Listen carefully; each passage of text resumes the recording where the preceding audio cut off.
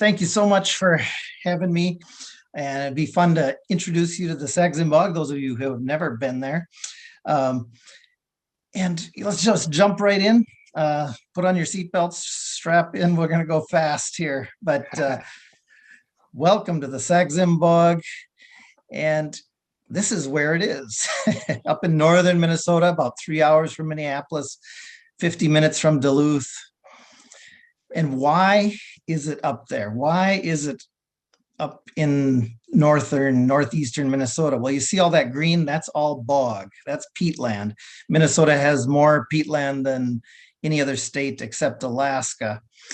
And you'll see Sax-Zim is right there in the heart of a vast boreal peatland, about 500 square miles of habitat. And you can get the idea that this is not a city park. This is not a national park. It's not a park at all. It's just a big empty spot on the map that's been famous for birding since 1963, when a traveling preacher found a family of hawk owls as he was zipping down through the bog. And that was summer. So it was one of the first records, if not the first, in the lower 48 nest record for northern hawk owl. But we like to say Sax-Zim Bog is your bog because it belongs to everybody. We own a measly 500 acres, but out of 500 square miles, that's not a lot. So it belongs to everybody. About 80% of it is public land. And it's maybe not the type of bog you think of. It's lowland black spruce and tamarack. And here are the tamaracks in mid-October when the needles turn golden yellow. I'm going to show you just a little video that's going to give you an aerial view of the bog and what it kind of looks like from the air.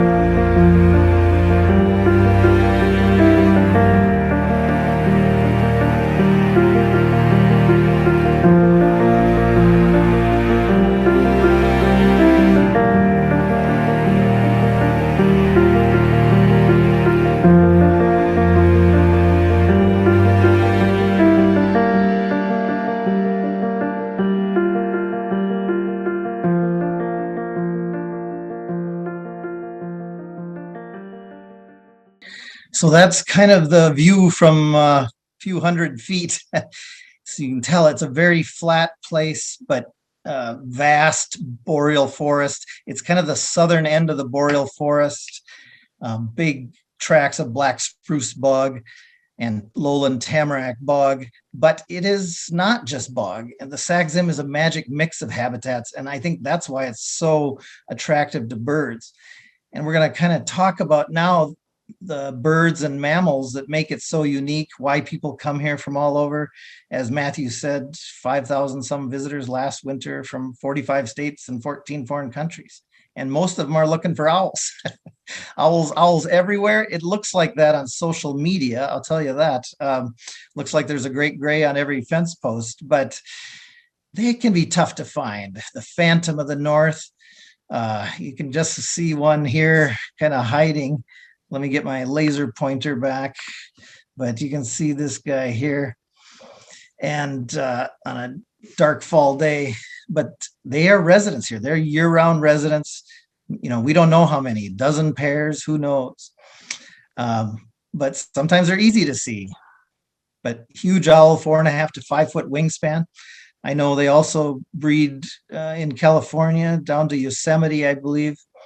But here they can be really easy to see. You can see multiple in a day sometimes. Tallest owl in North America, of course, but only the third heaviest. But it lives on a diet of 97% voles. And that's kind of the focus of my talk tonight, is invasion of the vole snatchers. So once I introduce you to the bog and Friends of Sax-Zim Bog, I'm going to talk about the vole snatchers, the ones that depend on voles. I mean, voles make the bog go around.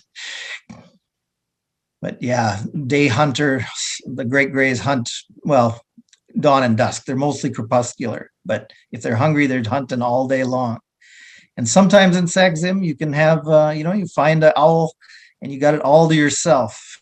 And you better consider yourself lucky on those days, because some days it can be like this, and you're with 30 of your best friends, I guess. But as you're going to learn and see, boreal species, a lot of the species that come down from Canada that nest in northern Minnesota, they're very tame, not bothered by people at all. It's a really unique situation. Of course, another highlight for people is northern hawk owls. Every winter, we seem to have at least one, some years many more than that. And yeah, awesome bird.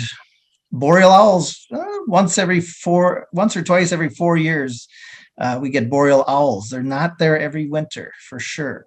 But last winter, we had this guy. He or she, I'm not sure, just stayed close to the Admiral Road feeders for 2.5, 3 weeks, and was there almost every day, eating voles underneath the feeder. And he was quite the rock star.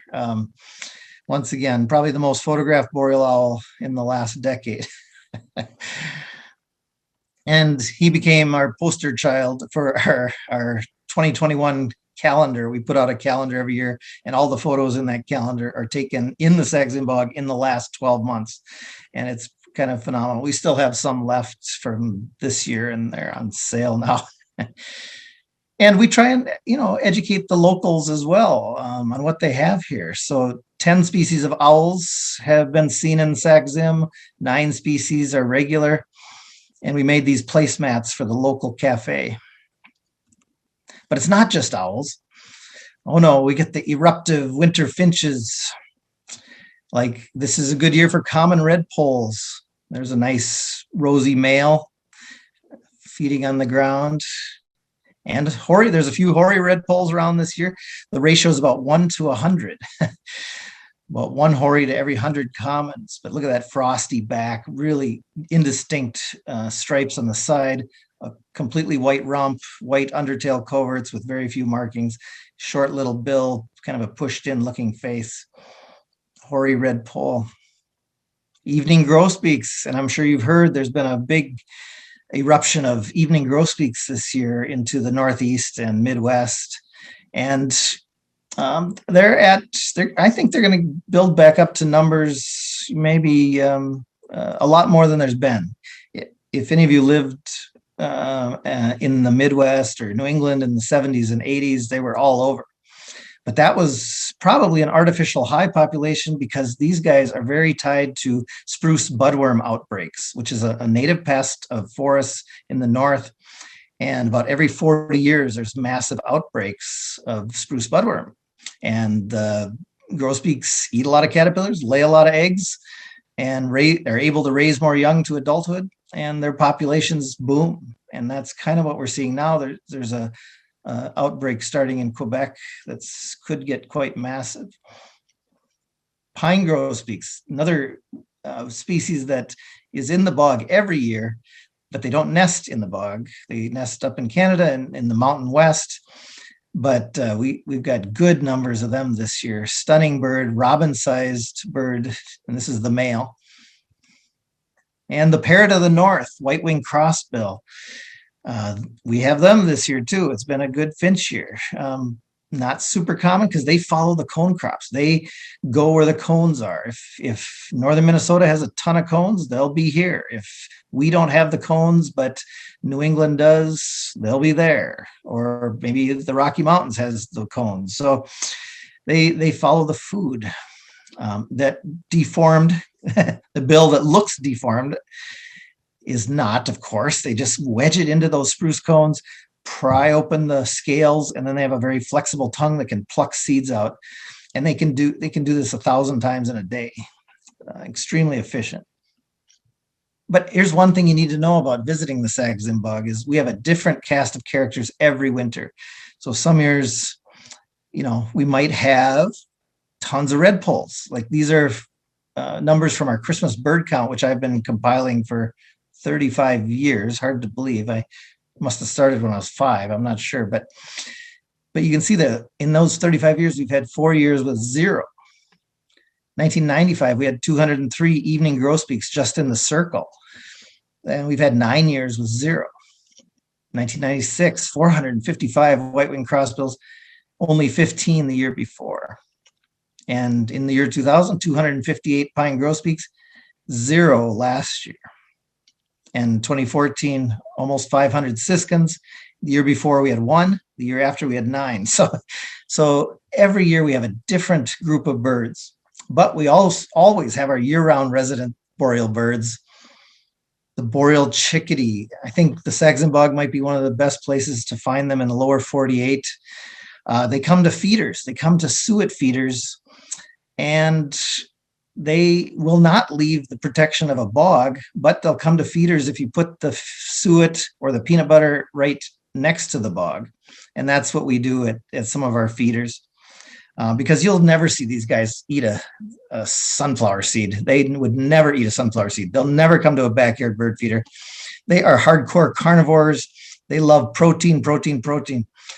So I always joke that if enough of them got together, they'd bring down a moose. I'm sure of it because you'll see them on carcasses, wolf-killed deer, moose or car-killed deer. But they also love suet and fat and peanut butter. And this guy was my buddy a few years ago. He'd see me get out of the car with this peanut butter jar and he'd come greet me. He couldn't wait to get the lid off and he'd just start eating it right out of the jar. And Canada jays, yes, no longer gray jays. Once again, they're Canada jays. And they're one of my favorites, extremely adapted to the far north. They've probably, always been around human settlements. I'm sure they're around Native American encampments because they are, they're one of the few birds that actually seeks out humans because they equate humans with food.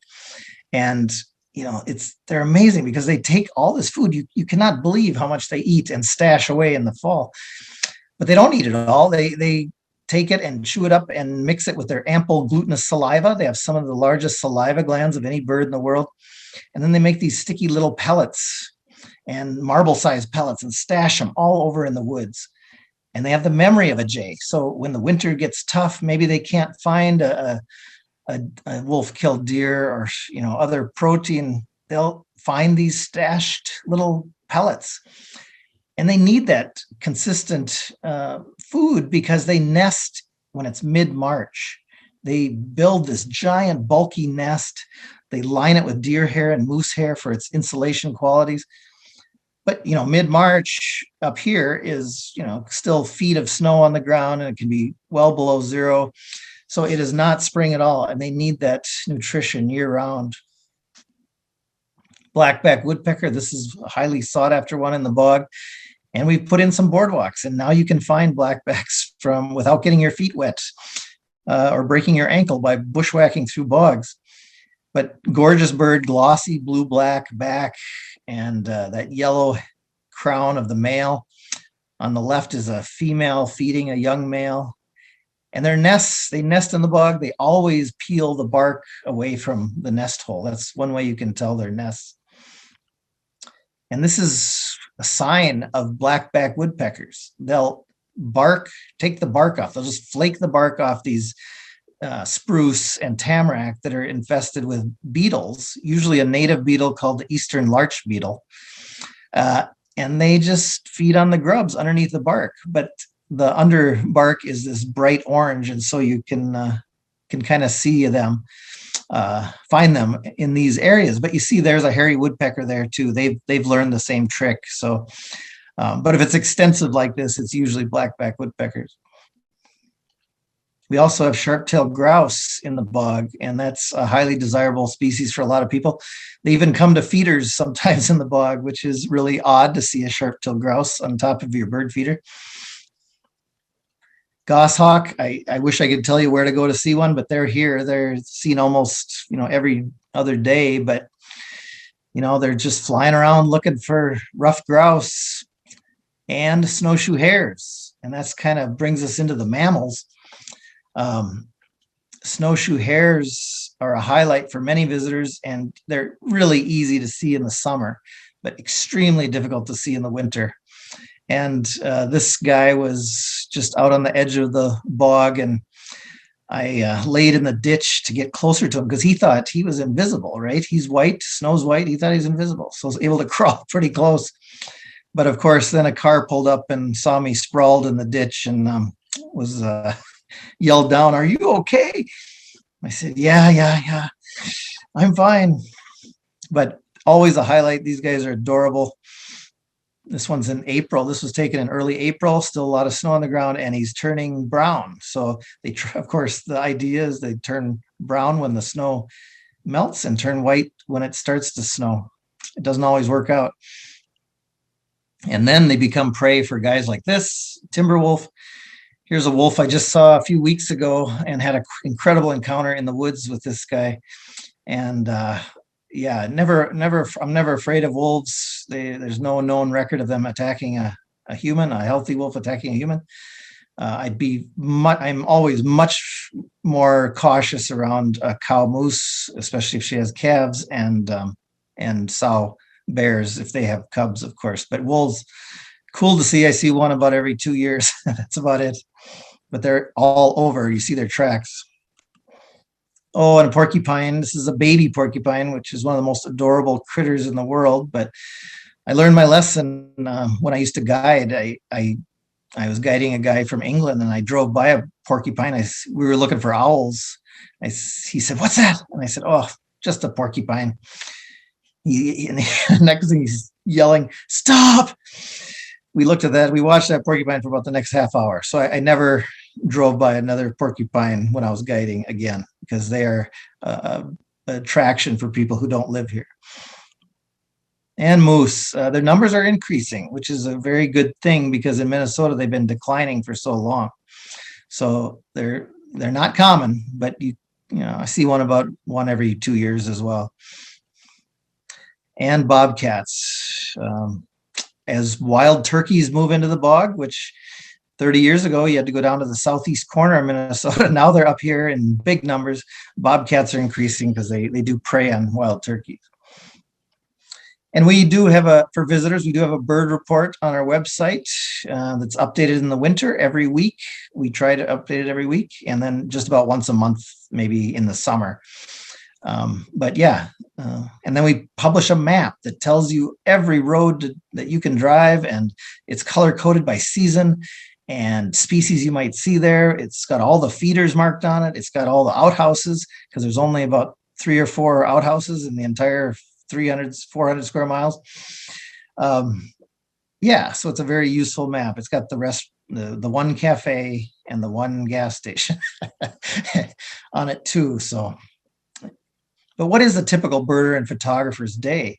Well, in winter, you get up and you get out a half hour before sunrise. You better be in the bog a half hour before sunrise, be looking for great gray owls. So you check the bird report, maybe you know where they're being seen. We give locations. We're not like other places. We'll tell you exactly where to go. These birds are not phased by humans, and if they are, they just fly away and that's it.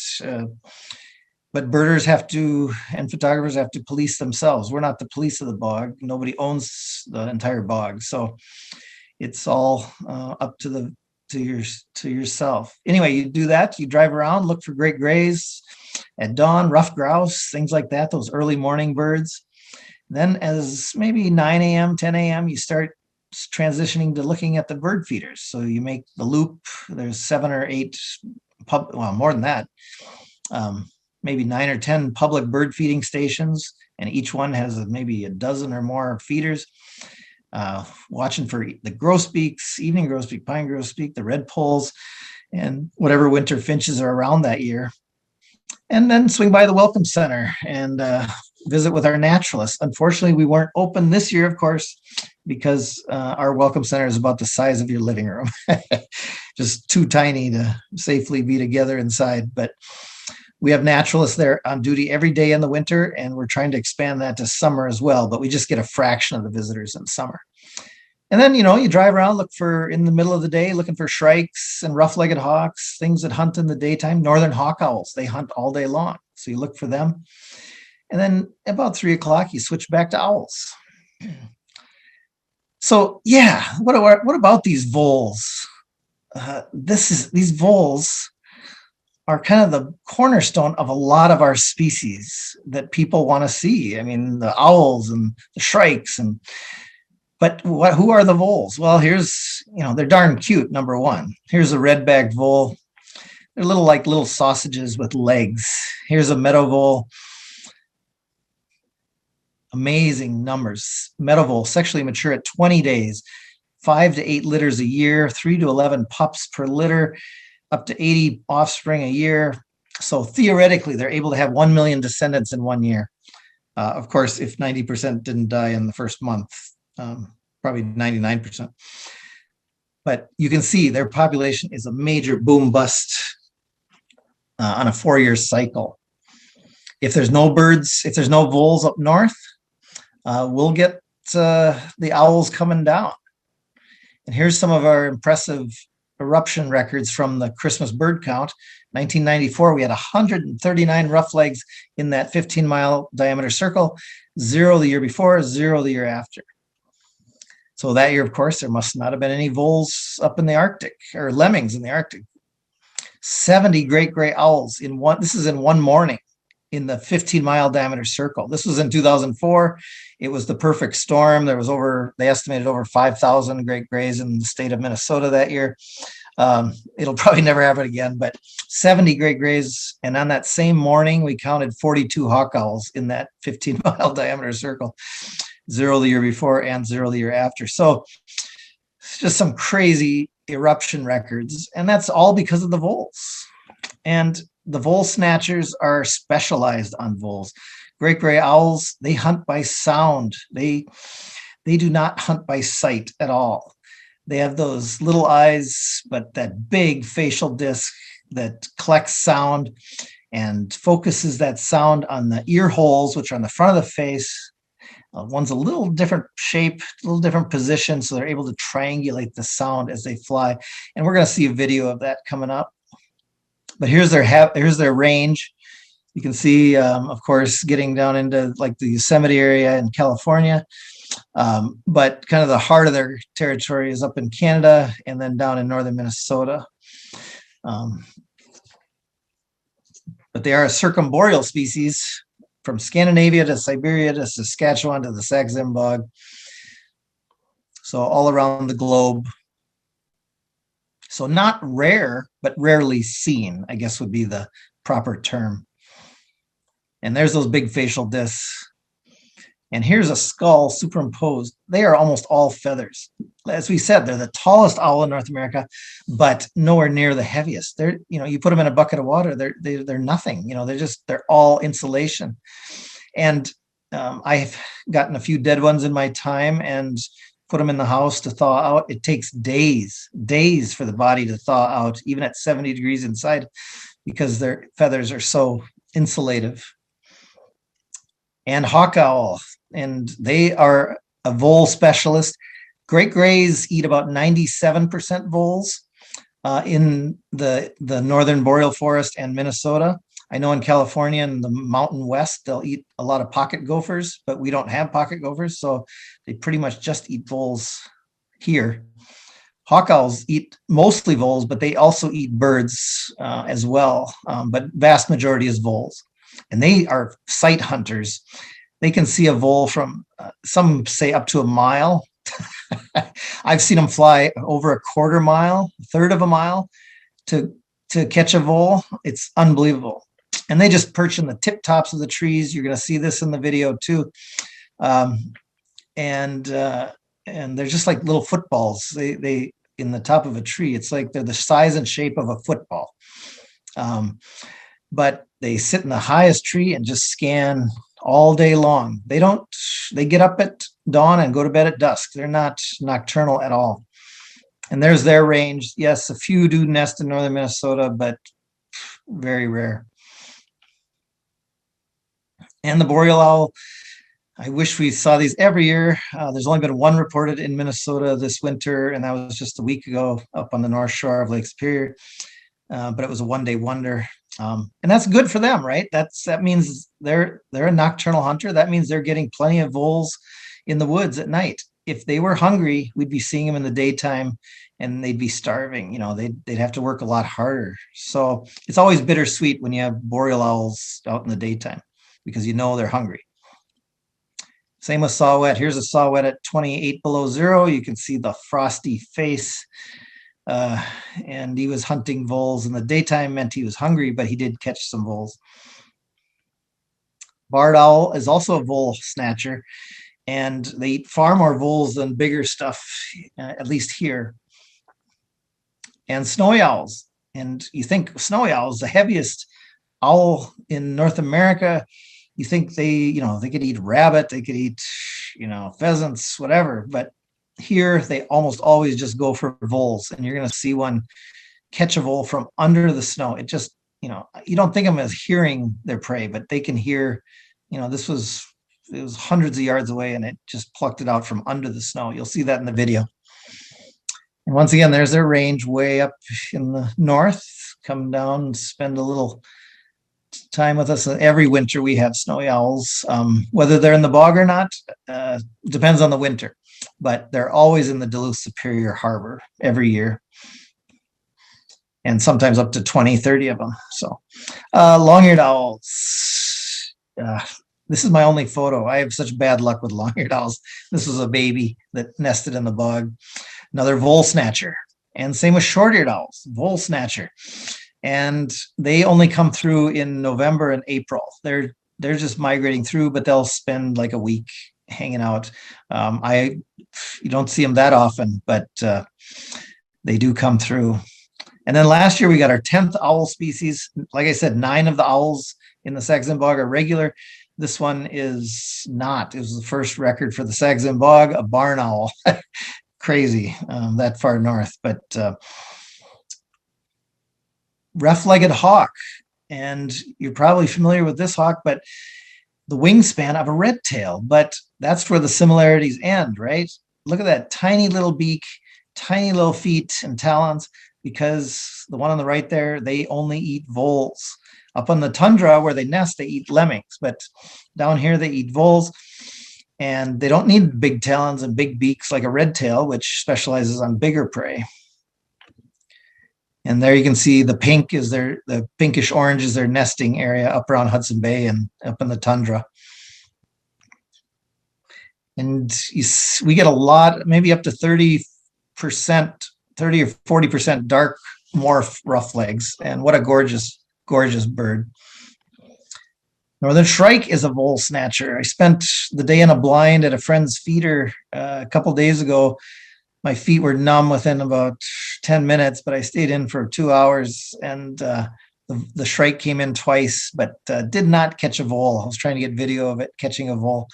And I got a text from my friend just before the program here at 4:45 today. It came in and caught a vole, of course. But they eat a lot of birds too. The one on the right has a red poll, but they eat mostly shrews, voles, mice. Oops, sorry. And they nest once again up in the tundra and the edge of the tundra where there's still scrubby trees.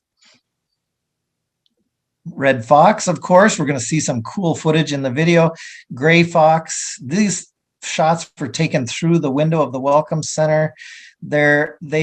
And I don't know about in California, but here they come to feeders and eat sunflower seeds on the ground. And not every winter, and you don't see them very often, but they love sunflower seeds. And then they'll of course eat voles that are eating the sunflower seeds as well. But you can see the one on the left, he's got a sunflower seed stuck to his lip there.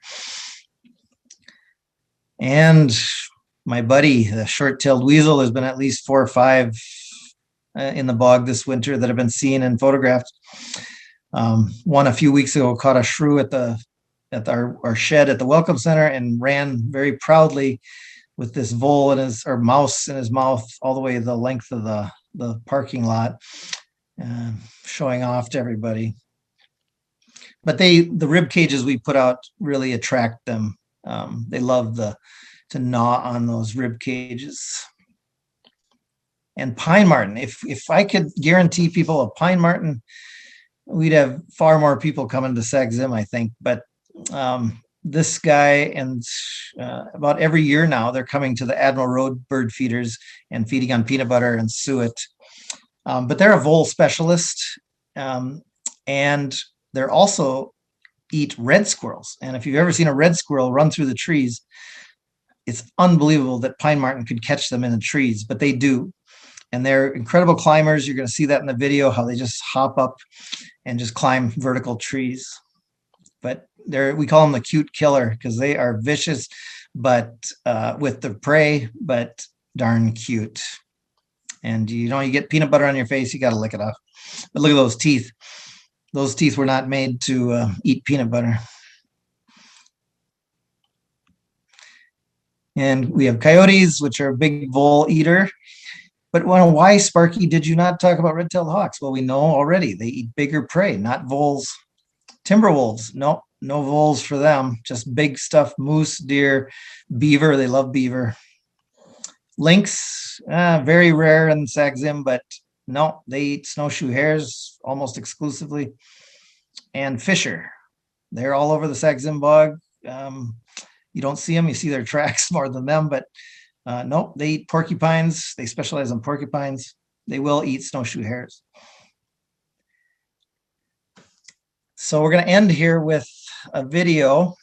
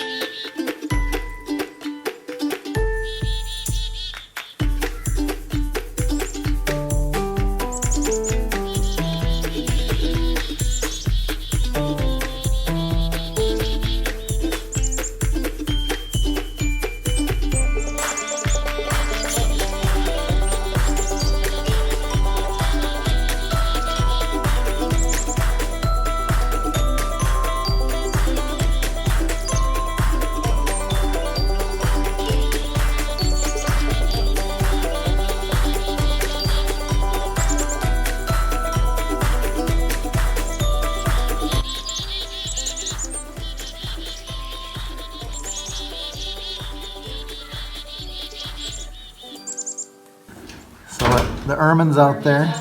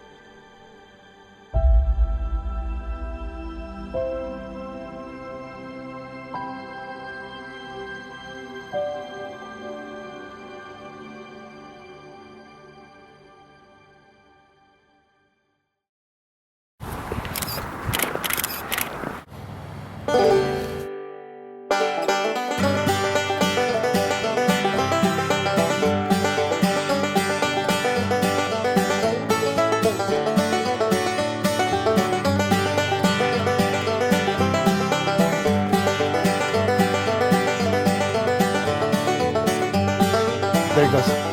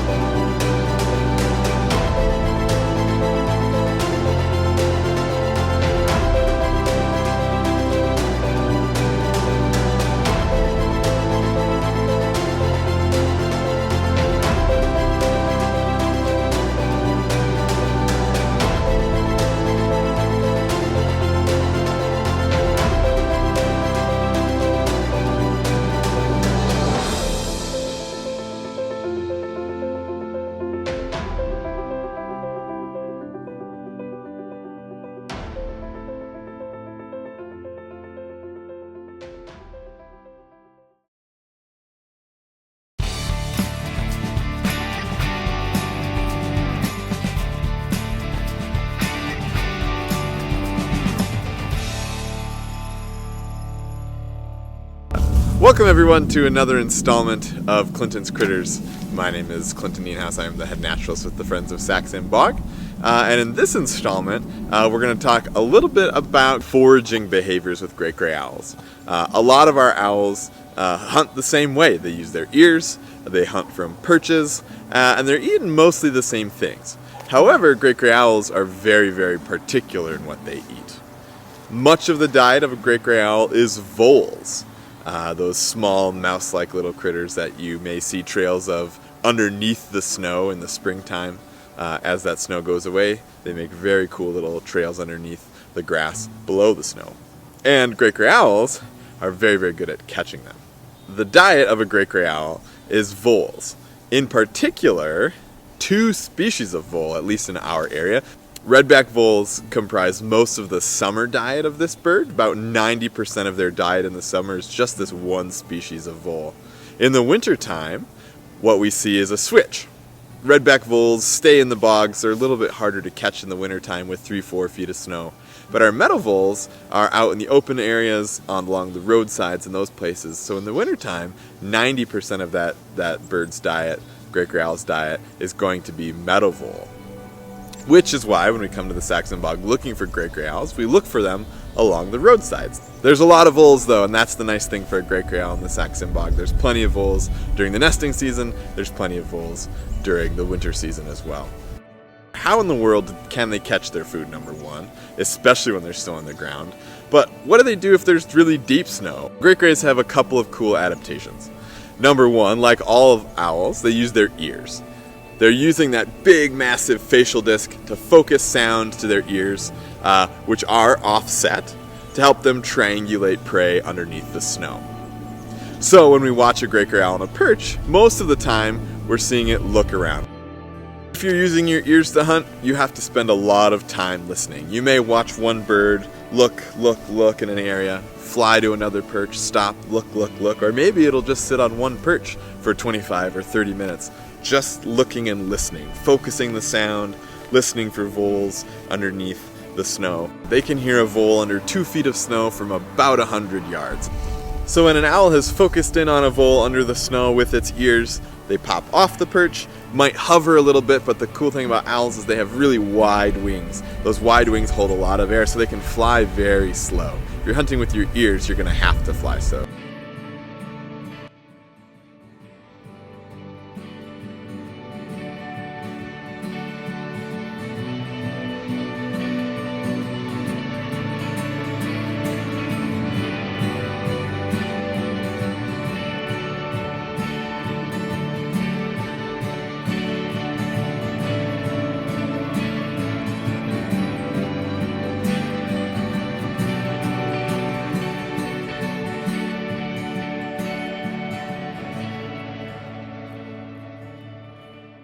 So when we think about a facial disc, it's all about focusing sound. The sound's coming in, it's giving that owl a clue to where that prey item might be underneath the snow. Their ears are offset, which means sound is going to be hitting one ear before the other, knowing then where that prey item is, even if they can't see it. And then plunges, shoots those legs down up to 1.5 feet underneath the snow. It's feet first, then head first if you're a great gray owl.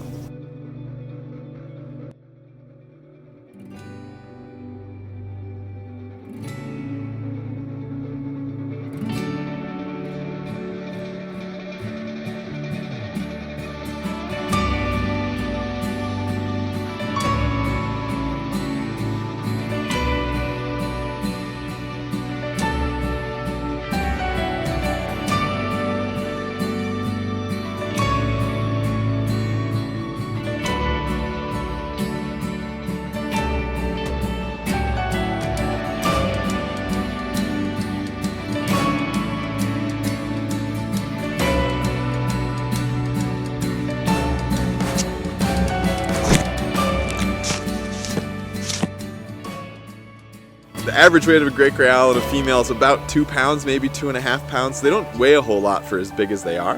And they can break through a snow crust layer or an ice layer thick enough that it could support the weight of a 175-pound person.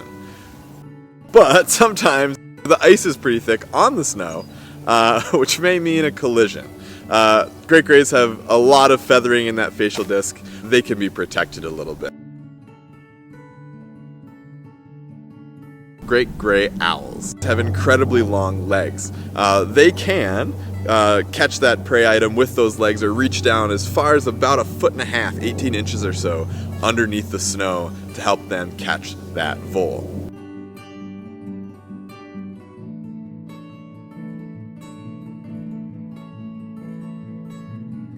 You'll sometimes see them be unsuccessful, and that's normal. For an owl or for any bird of prey, you're really only successful 1 out of every 10 hunts. But if they miss, those long legs can still reach around underneath the snow to maybe grab a vole that they just missed by 1 inch or 2. Perhaps they can still catch it by moving those feet. You'll get great gray owls sitting in the snow, almost like they're stuck. They look around, looking for ravens, they're looking for crows or blue jays or any other bird that might want to take that vole. They're going to make sure the coast is clear before they leave that hole, before they fly up to their perch. So after you've caught that vole, if you're a great gray owl, and then you swallow it down, it's in one gulp. That vole goes in, and then it goes down.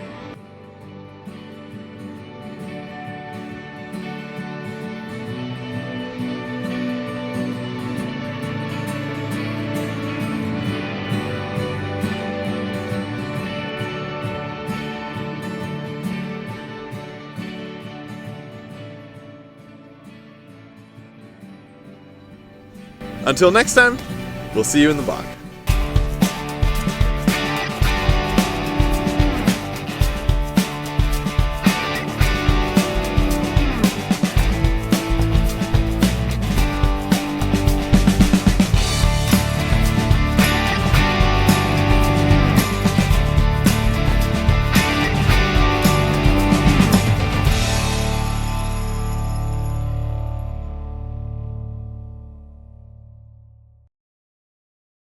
Our mission is to preserve and protect the Sax-Zim Bog, and our main focuses are land preservation, research, and education, and that's all for future generations of birds and birders.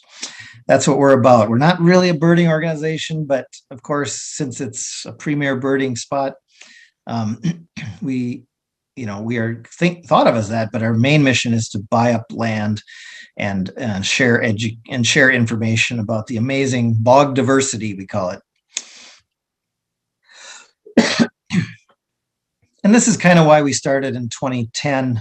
The bog needed a voice. I've been birding there since 1981, but we started to see more black spruce logging, and we're not anti-logging, but black spruce is climax forest, and it takes 80 to 120 years to regrow to maturity again. And that's the forest type that a lot of these birds depend on.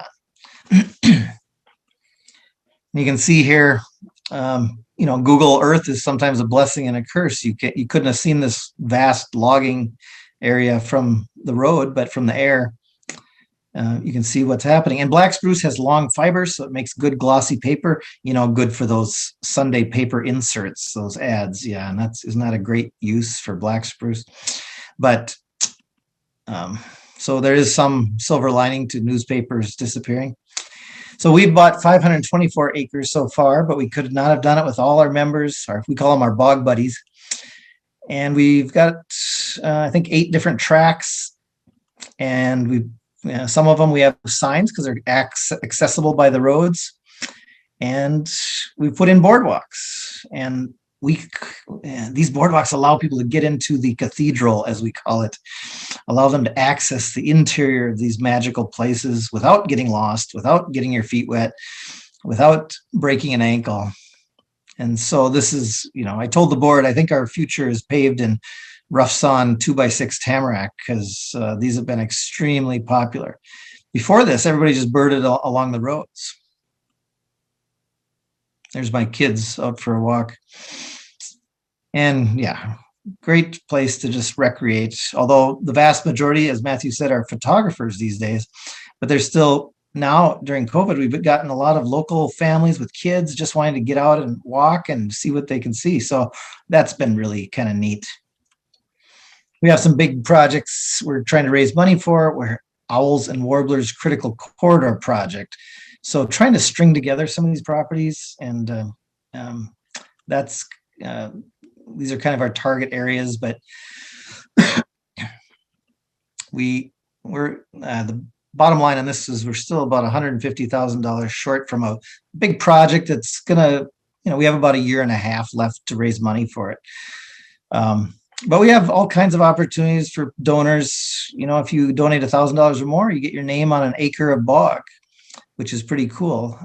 You don't own it, but you can sort of go out and stand in the middle of it and say, I own this bog, this acre of bog. And we're doing research. We've been banding kestrel chicks for years. We've got about almost 50 nest boxes out there. And I'm glad to report that kestrels in Sax-Zim are doing really well, and not so well in other parts of the country, but they are thriving. We put up a Modus tower, which will birds that have special tags on them, if they fly past these towers, it'll ping off it, and we can know the exact bird, not just the species, but the exact bird that flew by. And that network is pretty big in the eastern U.S. And just spreading west now.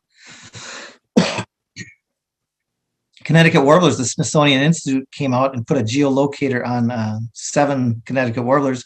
They recaptured 1, and this was what its route was. And, the cool thing to notice here is in late summer, they go out to the East Coast, and then they fly with a brief stop in Bermuda all the way across the ocean to South America. Just a massive migration. And then they winter way down here in Brazil, and they come back up through Cuba and Florida. And see, this one ended up in South Dakota, and he said, wait a second, I got to go to the Sax-Zim Bog. Got his bearings and ended up in the Sax-Zim Bog. So pretty cool research. And we've just started a project with northern shrikes to see where our shrikes are coming from. Of course, they don't nest here. They nest way up in Canada. And with hawk owls, where did our hawk owls come from? Are they coming, a few nest in northern Minnesota, but are they coming from Manitoba, from Ontario, from Alaska? We don't even know, so we're excited to start that project as well. We built this little welcome center, tiny, off the grid, all local materials and labor. We use solar panels to run the electricity. We've got a great board, staff, and volunteers. This is about it. There's only there's only one year-round. There's only one full-time staff person, and that's not me. That's our naturalist, Clinton. But we get it done. The Welcome Center is a great place to swing by and check out the bird feeders. This is what they look like this winter with all the pine and evening grosbeaks. And we often, most winters, we put out rib cages from deer hunters, and we get a special visitor, the ermine. And you're going to see more of the ermine coming up. And we have a little education corner. But we've got other projects planned, like a bog pool, a waist-high bog garden pool, so people can see some of these orchids without having to tramp through the woods. And we already went over this. This was just last year, just last winter. We had all these visitors. And our naturalist Clinton does field trips and adventure workshops. And we do a bio blitz every summer and just have a blast. And it's so fun because we get experts in all kinds of things like sedges and amphibians and reptiles and beetles and, of course, birds. And then we all come back together and share our finds. It's just a blast.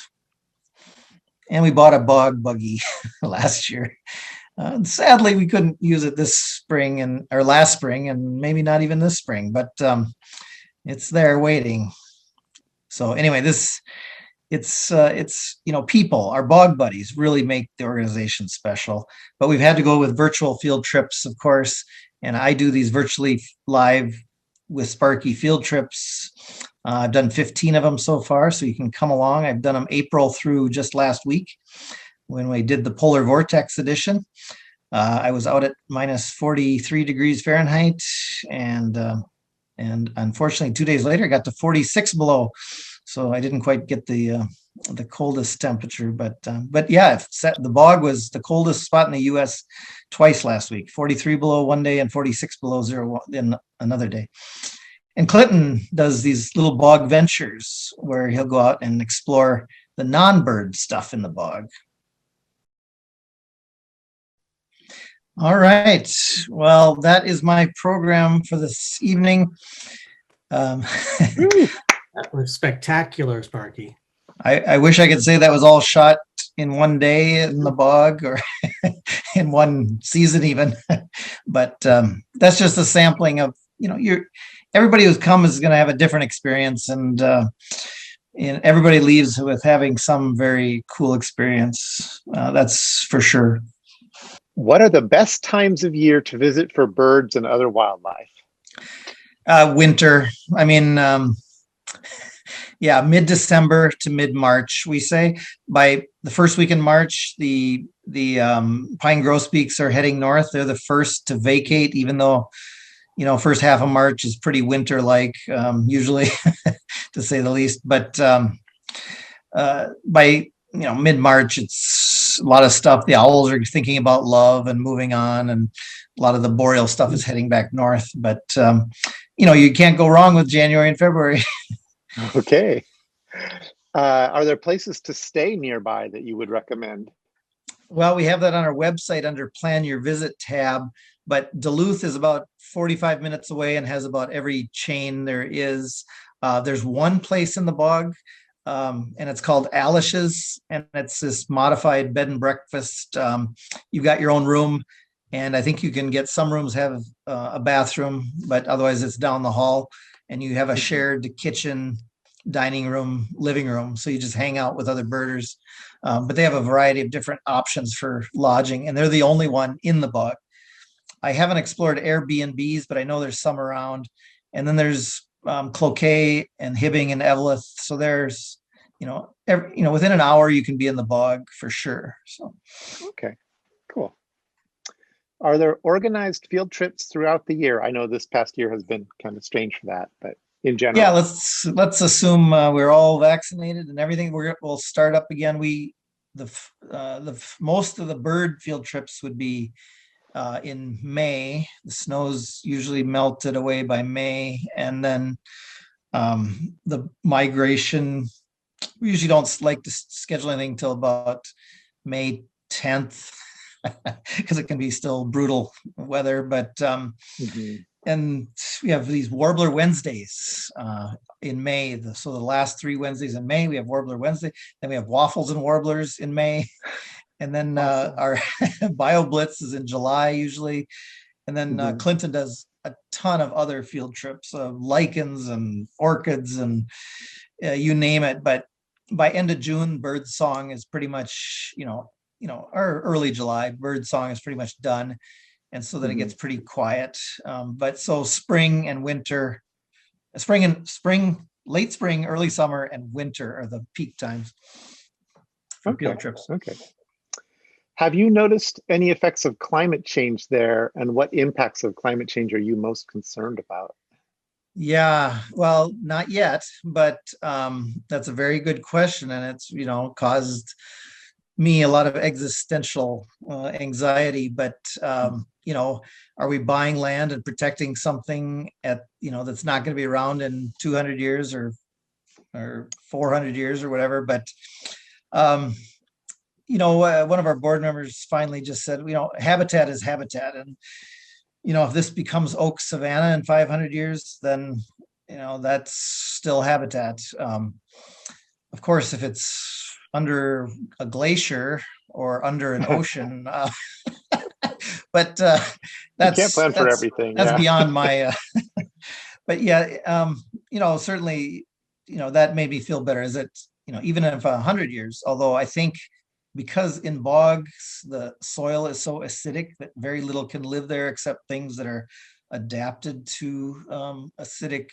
non-organic soils, organic soils. So it'll moderate it a little bit. But one thing that we have seen is that the eastern larch beetle, which is a native pest, they say it's been able to sometimes have 2 life cycles in a year, which is not good. Yeah.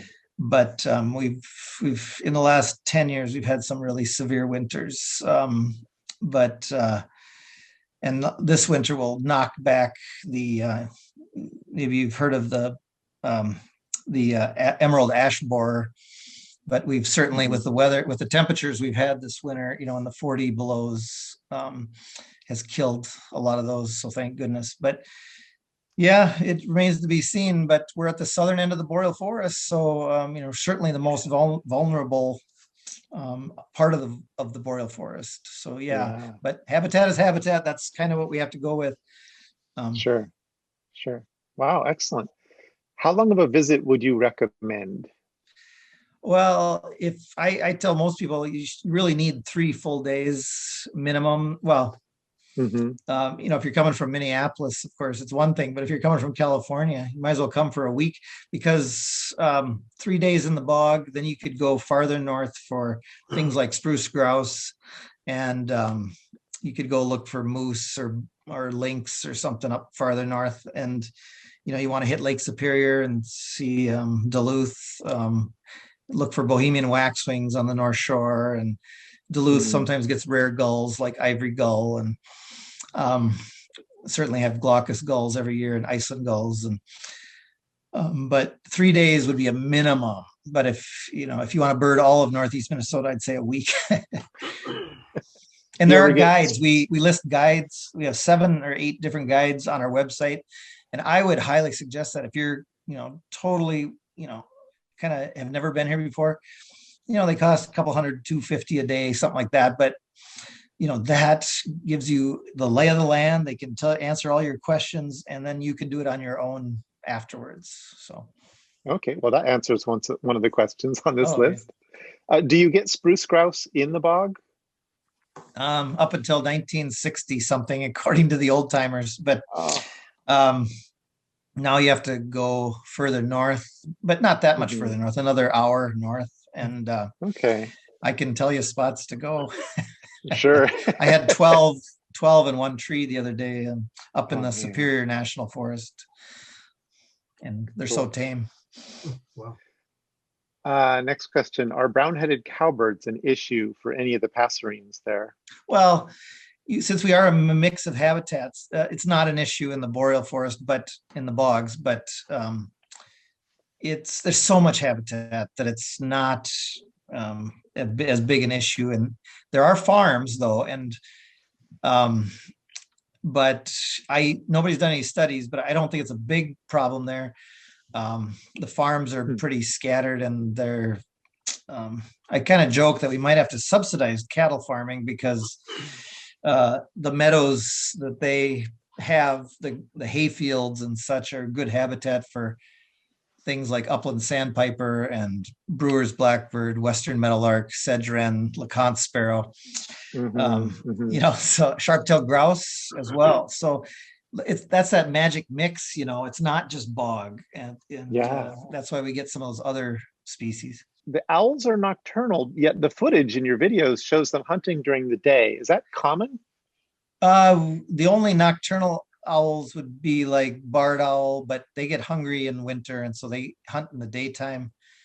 But great grays don't hunt at night. They hunt dawn and dusk, and then if they get hungry, they'll hunt all day long. Hawk owls only hunt in the daytime. Boreal owls are nocturnal, but hunt when they get hungry in the daytime. So that's kind of the unique thing, and that's why we don't worry about giving locations, because these guys are hunting, they're not roosting. So you're never going to see a roosting owl, because they're going to be way back in the bogs where nobody goes. But so no, they're if they're out in the open, they're hunting, and they don't care about humans. And one more question. Should this be the last question, Matthew? No, we can do a couple more. We can go a few more. Okay, if you're up for it, Sparky. I'm up for it. So where does the name Sax-Zim Bog come from? Yeah, they're 2 ghost towns basically.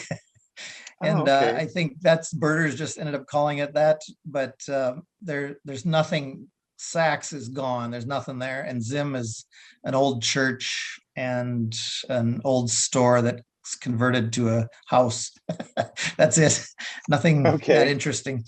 Do you think you guys will do a BioBlitz in 2021? Yeah. Oh, yeah, for year? sure. Now, it remains to be seen. We're going to do it for sure. Last year we did it, but we didn't have where we all got together. We always have a dragonfly person, butterfly person, insect Okay. person. So, yeah. Do you have endemic dragonflies there? Yeah. In fact, I guided a guy from Arizona, and subarctic darner was big on his list. And, we have a ton of somatochlora, the emeralds. So, many species of emeralds, the subarctic darner, zigzag darner, so a lot of boreal species, and then clubtails of all kinds. Yeah, certainly. Clinton's big thing is he's been keeping track of the master list of species, and we're over 2,300 species recorded for just the Sax-Zim Bog. And, we haven't even touched diatoms.